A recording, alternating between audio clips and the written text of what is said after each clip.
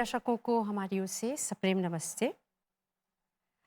बोध उत्सव के अवसर पर हमारा ये विशेष कार्यक्रम प्रस्तुत कर रहे हैं। जिस आप जानते हैं शिवरात्रि के दिन जगत गुरु महर्षि दयानंद जी का बोध हुआ था और ऐसी छोटी मोटी घटनाएं जो घटी, जो उनका जीवन एकदम बदल गया और सच्चे गुरु की खोज में निकल पड़े। दर दर भटकते हुए तब जाकर उनको सच्चा गुरु मिला।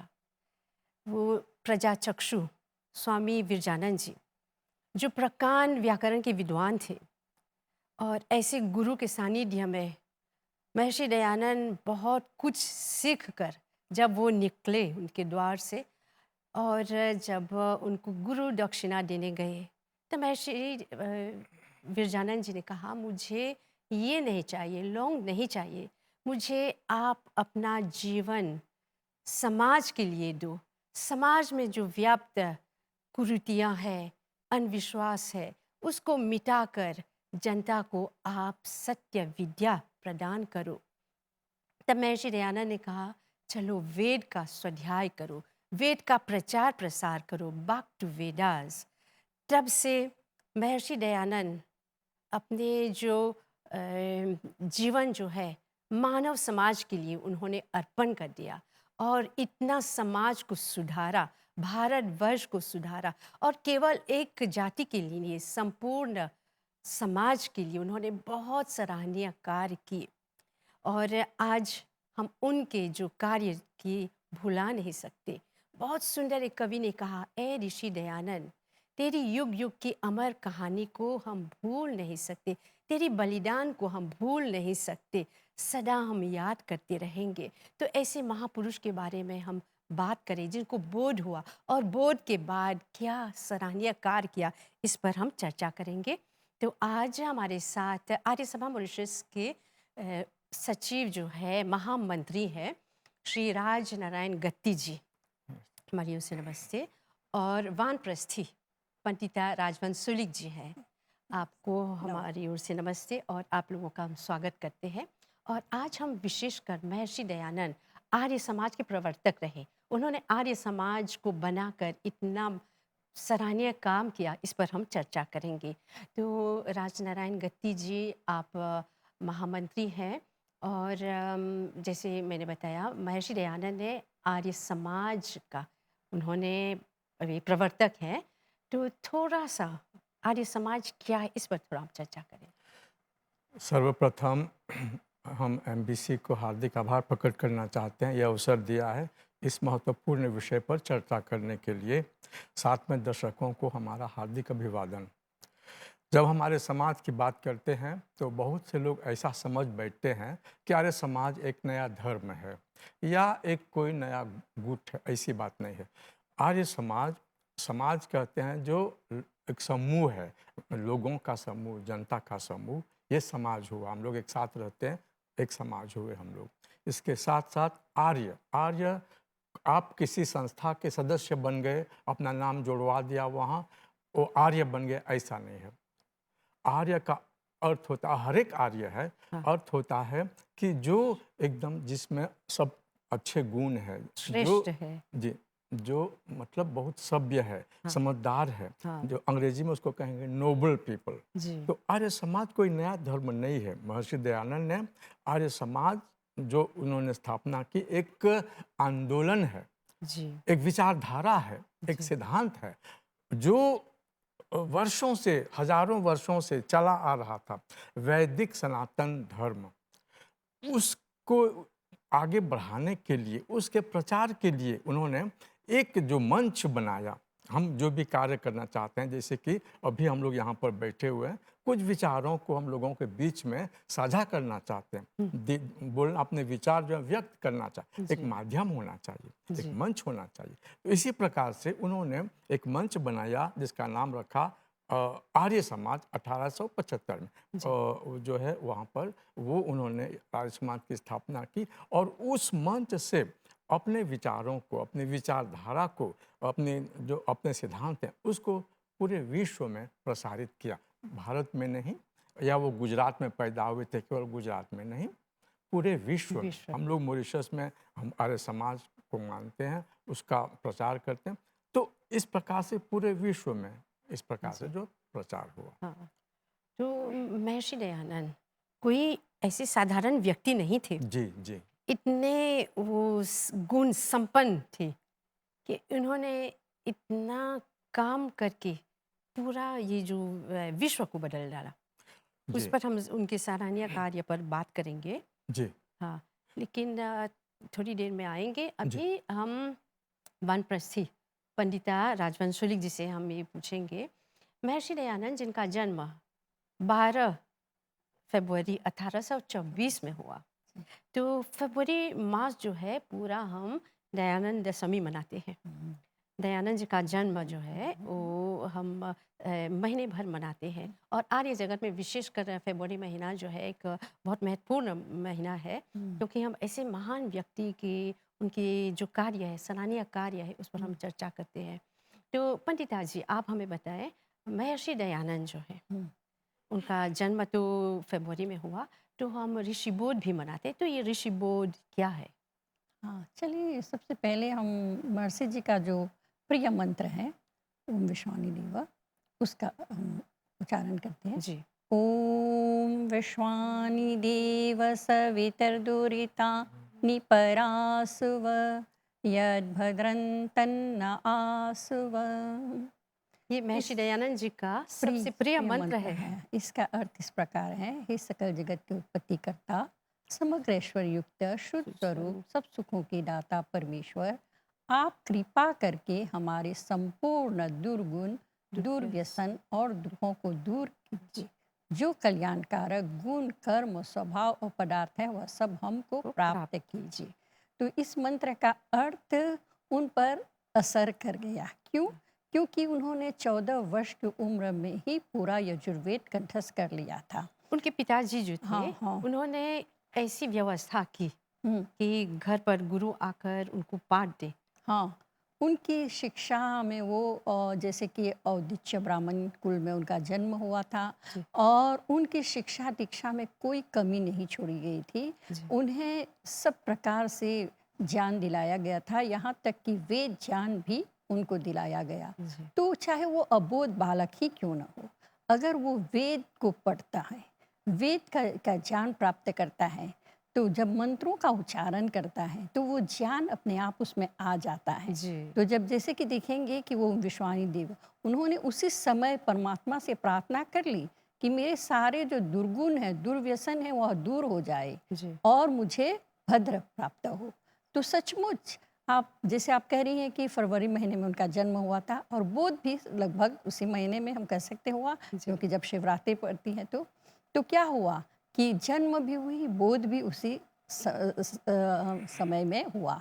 मतलब कि फरवरी में। 14 वर्ष के बाद, हाँ, परंतु उन्होंने कितना इतने छोटे उम्र में जब तक मानिए जाए उनको बोध नहीं हुआ था, उन्होंने अध्ययन किया। जी, अक्षर ज्ञान से लेकर वेद तक का अध्ययन किया और वही ज्ञान प्रकाश में आया। और जब पिता ने उन्हें अपने परंपरा अनुसार व्रत आदि धारण करने को कहा, तो उस समय उन्होंने पिता की आज्ञा का पालन करना चाहा। माता ने रोका कि देखो ये अबोध बालक हैं, इसको भूख लगेगी, इसको नींद आएगी, ये व्रत धारण नहीं कर पाएगा शिवरात्रि का, तो इसलिए माँ ने मना किया।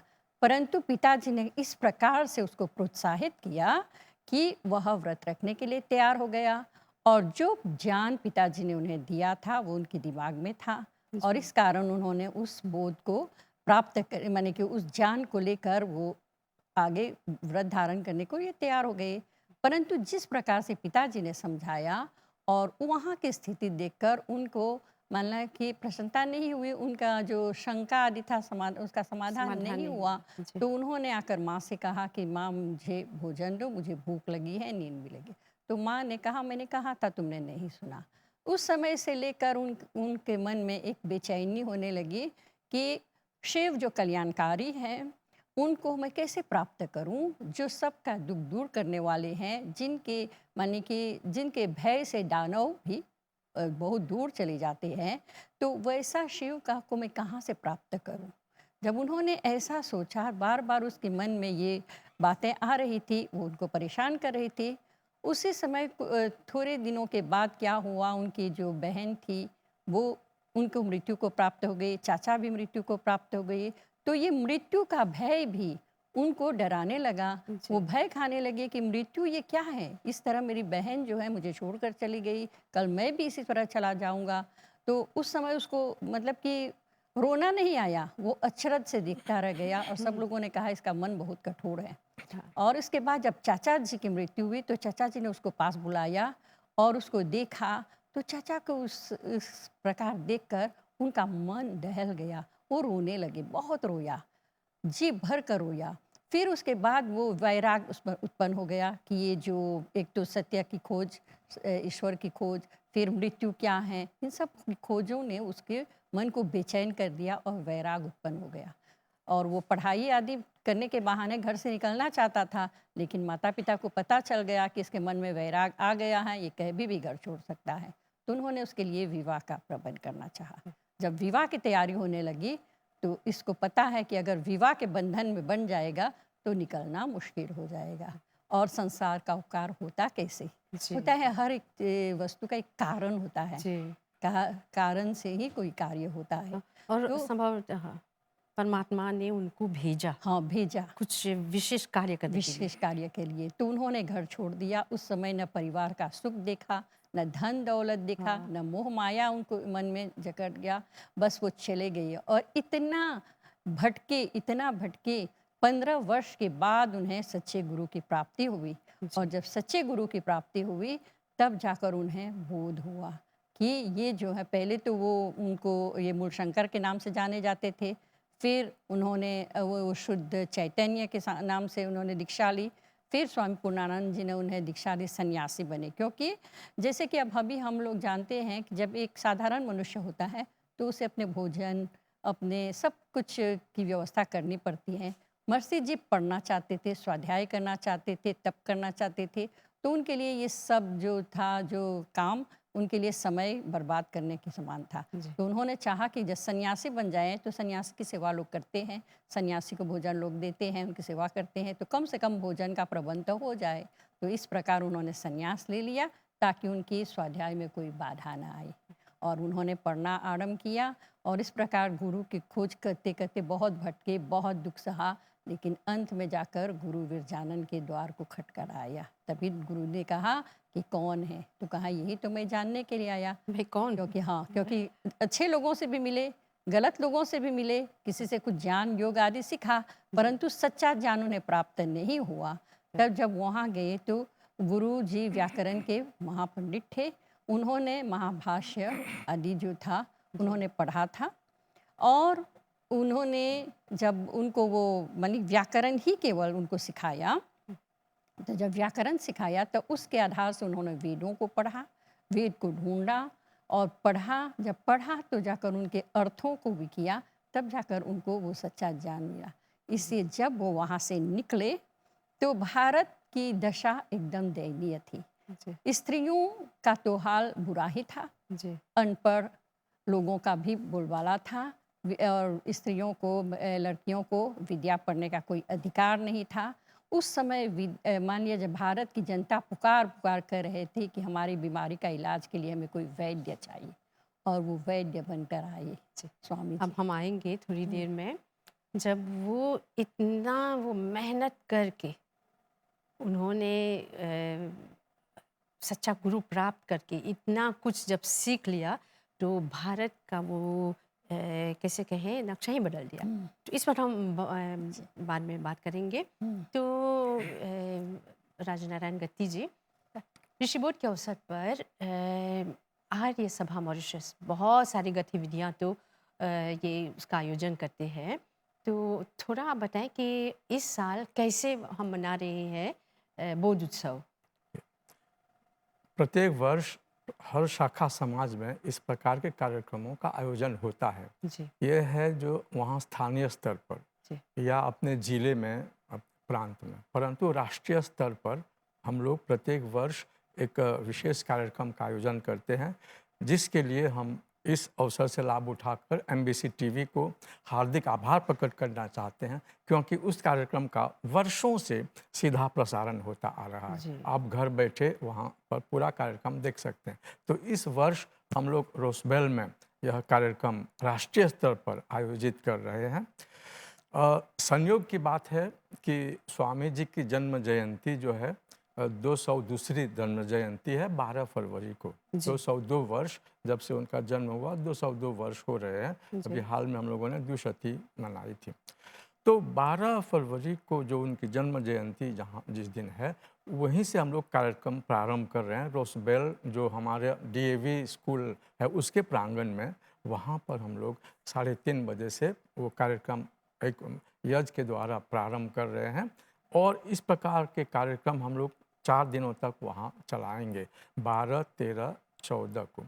और 15 को जो विशेष कार्यक्रम है, वो जो सीधा प्रसारण होगा, उसका वो प्रातः हम लोग 9:30 बजे प्रारंभ करेंगे यज्ञ से।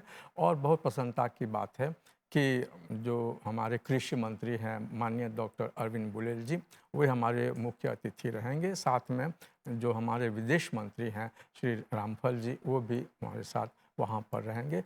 और विशेष रूप से सार्वदेशिक आर्य प्रतिनिधि सभा के महासचिव श्री विनय आर्य जी भारत से आ रहे हैं, विशेष रूप से इस कार्यक्रम में सम्मिलित होने के लिए और अपना विशेष संदेश देने के लिए, क्योंकि यह एक बहुत महत्वपूर्ण कार्यक्रम है। तो इस प्रकार से 4 दिनों का जो कार्यक्रम है रोसबेल डीएवी स्कूल के प्रांगण में, वहाँ पर हम आम जनता को आमंत्रित करते हैं। यह कार्यक्रम केवल आर्य समाजियों के लिए नहीं है, यह कार्यक्रम पूरे जो है समाज के लिए, हिंदू समाज के लिए, जिसको भी थोड़ा समय मिले उसमें आकर के आप लोग भाग लें और कार्य का लाभ उठाएं, क्योंकि कई प्रकांड विद्वान उसमें अपने विचार, पंडित पुरोहित आचार्य सब लोग अपने विचार व्यक्त करेंगे। युवकों का कार्यक्रम होगा, बच्चों का कार्यक्रम होगा, भजन का भी कार्यक्रम होगा।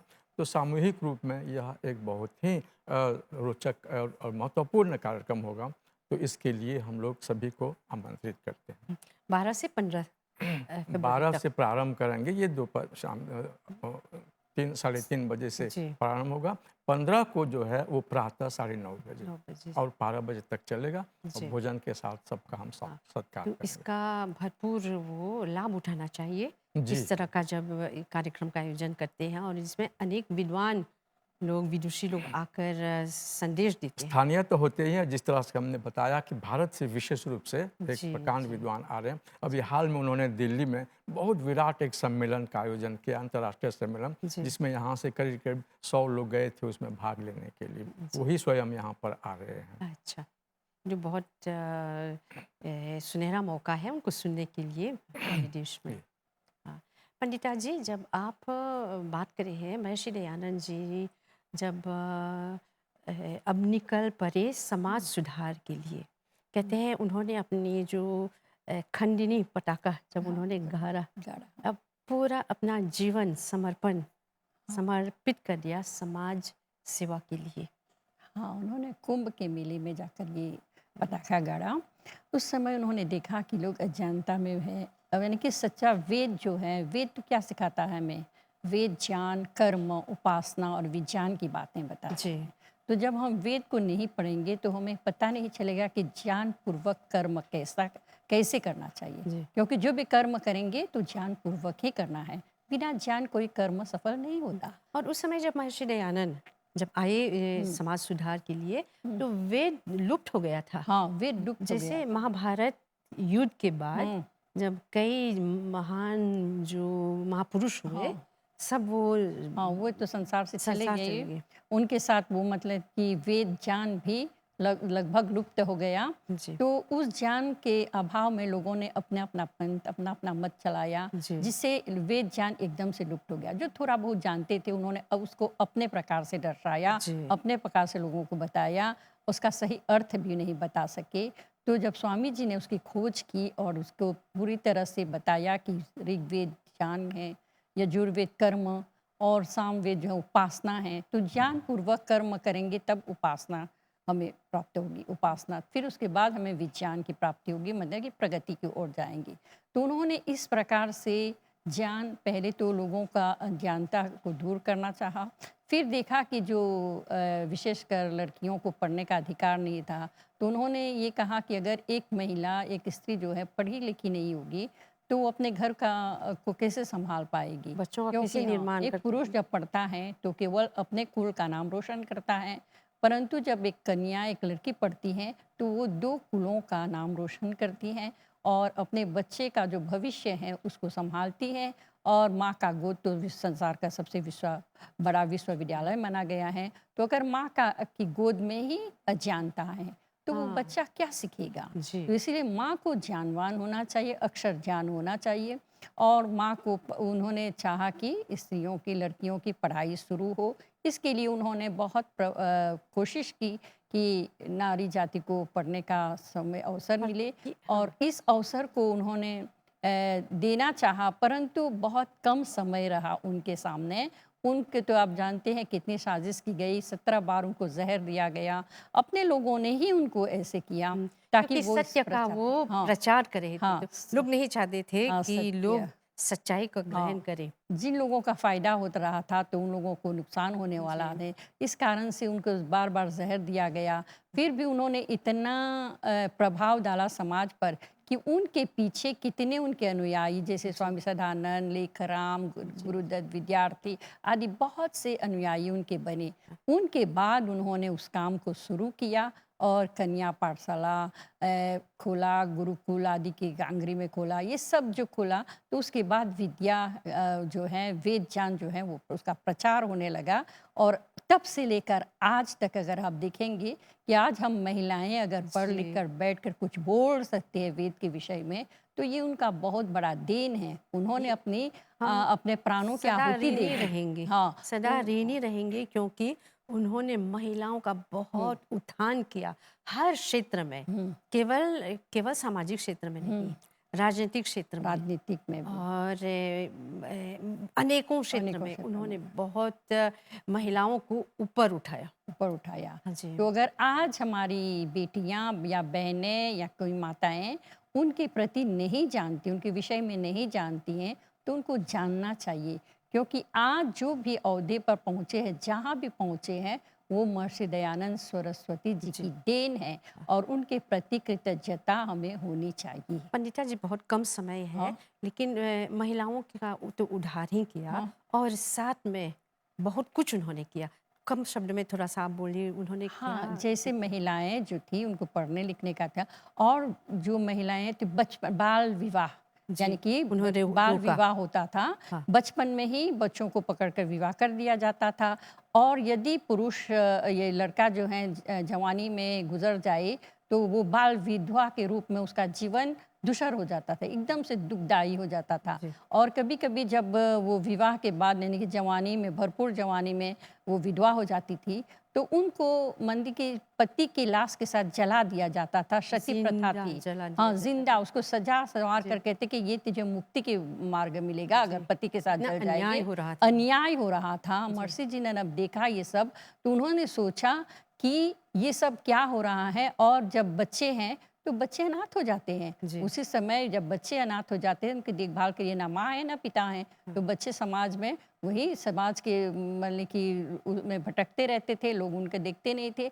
वही बच्चा आगे चलकर बिगड़ जाता था और समाज में ऐसे लोगों का मतलब कि बढ़ रहे थे जो मतलब कि जिनके पास न ज्ञान है, न संस्कार है, न अपने मानो बड़ों के प्रति कोई स्नेह होता है क्योंकि ऐसे बच्चे को कौन देखेगा।